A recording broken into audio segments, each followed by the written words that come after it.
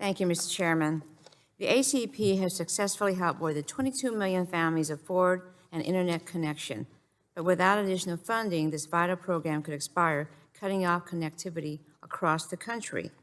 We also know that despite the program's success, there are many communities that remain unaware of the program or concerned about signing up.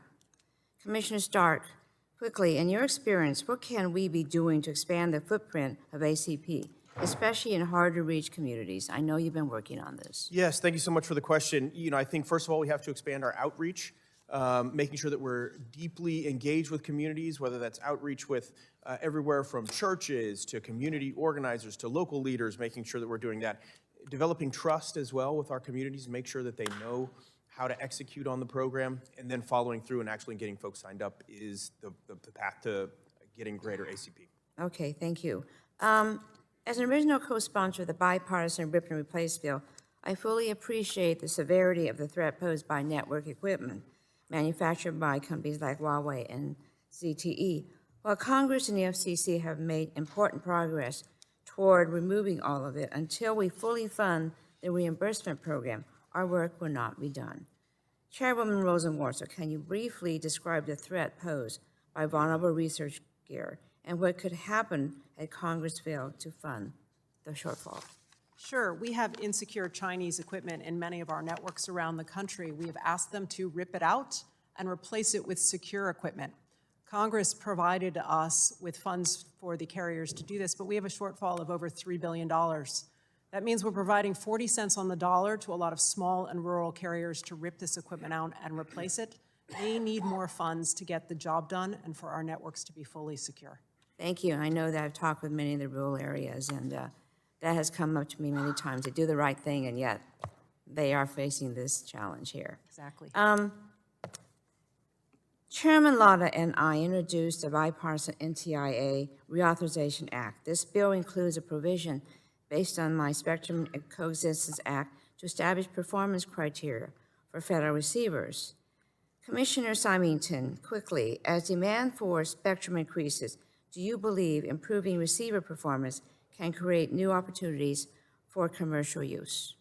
Thank you, Ranking Member Matsui. I appreciate your interest and expertise on this topic. I absolutely believe that receiver reform can help free up spectrum, and I hope Congress can coalesce around the kind of common sense reforms proposed in your recent legislation regarding federal users. In the meantime, I'm anxious for Chairwoman Rosenworcel to take up a notice of proposed rulemaking in the FCC's receiver reform proceedings so that we can start putting the policy statement principles to good use. Okay, thank you. I introduced the FCC Legal Enforcement Act to help crack down on the dangerous and annoying surge of robocalls plaguing American consumers. While we've made important progress combating robocalls, it's clear more must be done. Chairwoman Rosenworcel, do you believe that the new authorities provided to the FCC in my bill could help reduce the amount of robocalls consumers receive? Yes, I'd be happy to talk to anyone on this committee about some ideas we have to stemming the tide of robocalls and robotexts. We definitely need some new authorities, and your bill is very helpful. Can you give me an example? I can give you 3 examples. First, in the year before last, the Supreme Court defined autodialer in a way that leaves the technology stuck in the 90s. As a result, lots of scam artists are using technology that are no longer covered by the Telephone Consumer Protection Act. We can't go after them. On top of that, we have, in the last year, issued about $600 million in fines against these bad actors who've been putting this annoying stuff on the line. But every time we issue them, I have to hand it to the Department of Justice to go collect. I want the FCC to be able to take every one of those bad actors to court. And finally, we've noticed that a lot of these scam artists, they shut down one company, they set up another one. If we have access to Bank Secrecy Act information, we can shut them down once and for all and kick them out of this business and off our networks. Okay, thank you. I've been focused on the growing cyber threat over our K-12 schools that the K-12 schools face. Attacks targeting the sensitive information of students and their families are growing more frequent and severe. According to K-12, there have been more than 1,000 cyber incidents between 2016 and 2022.